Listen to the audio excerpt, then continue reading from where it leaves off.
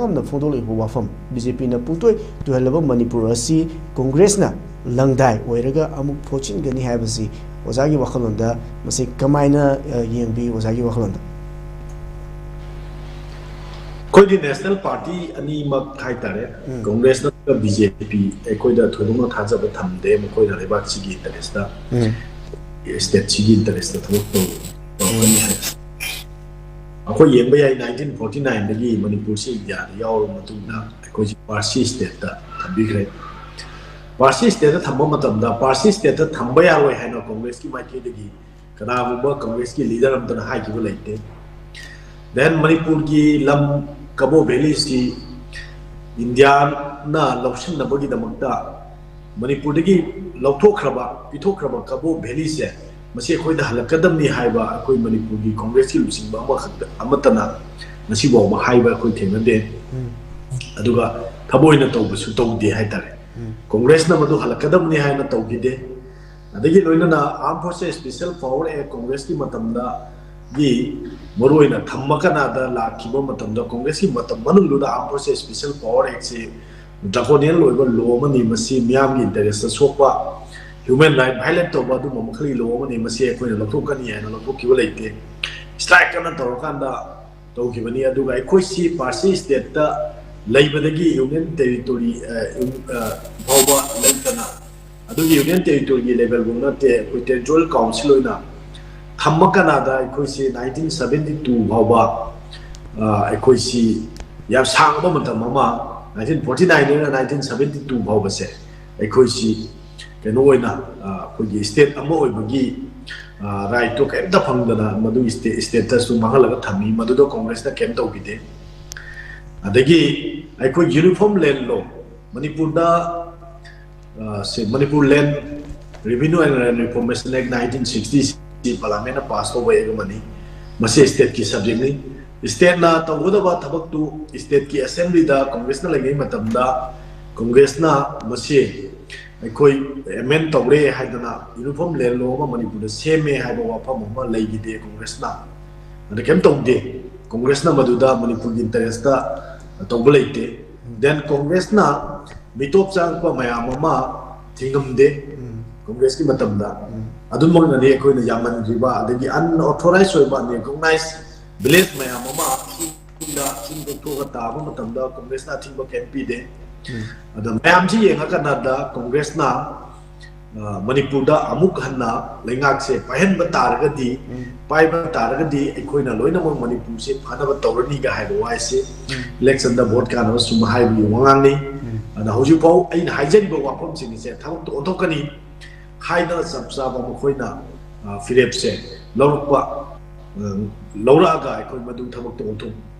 Naba Miam Tazaba Bibam Toi Aduka Tondana Lady Bahana Lay Matamda Kari Tom Novano Haiba question the Sobum Lady Congress da Torum Daba Tohonimba Mayamama Manipuri Damata Congress Tohonimba Mayamama Tondana Nathaga Tamumba Mayamche Equina List or Yenta Dijatimo Haiba Momo Nipugi matakda isu Nipugi matakda lay Congress na Manipur mahalam bagi matang se likewise BJP na su mo National Party mo na national leader ching na haiba do adum ilakana da Manipur gi regional gi Nipugi na se mahalaga ko gi regional gi ojaba ai ko gi feelings ai ko gi mayam chi ai ko na aspect mayam ma tawriba ai ko regional gi Ojaba aikoi lamdam chakona ba iramdam ngaksana ba aikoi territory kahendana ba aikoi integration leina ba aikoi development tawna ba economics development and cultural identities mayam ngana ba hona bada BJP na aikoi da kari tawbre hairaga di hoju mayam loi khnarabani mayam interest thamuk tawroi regional interest thamuk tawroi maramdi makoi national party amani national interest na nation as a whole one nation, one religion, one language ki formula du da la kanda nasi di India de jam diverse culture and heritage like mo mayam ma biodiversity gi le mi ba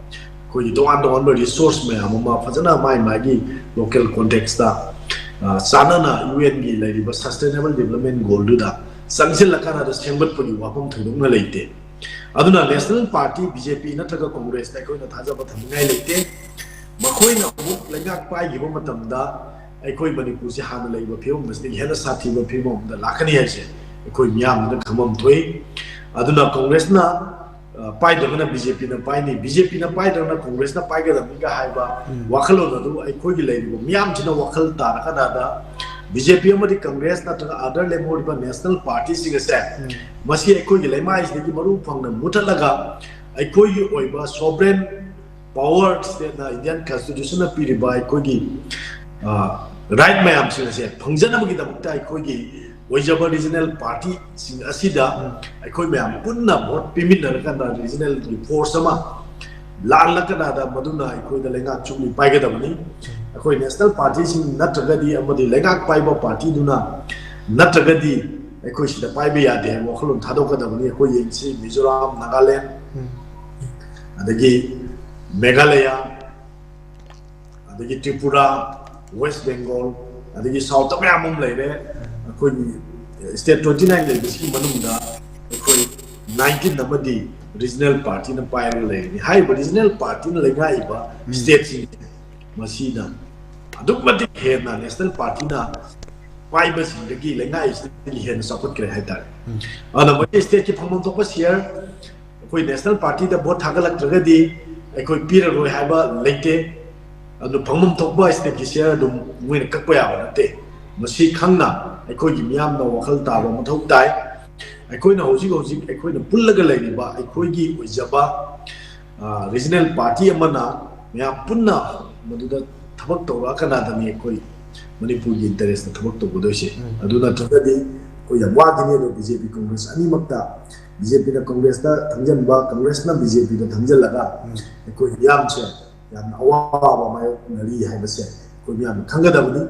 दा लाकदो 2027 की election से मसी quite हेना मणिपुर की लाइबक लेप कदवा दो election money मसी दा अखोई पुनमना वखल तारा कनादा अखोई की ओइजबा म्यूजिक सिंगा तुंगा मत याउना खेल लौदना सब साना अखोई म्यूजिक मतिक चाबा लोइसि अखोई असेंबली थागलगा अखोई की तोवान तोवान सेमदोकदबा अखोई दा मांग लेरिबा लो मयाम अमा पास तो बिल मयाम पास तो गदोरिबा लेबा की इशू मयाम खाना गदोरिबा मयाम सिदा मचंग लेबा मटिंग लेबा अखोई की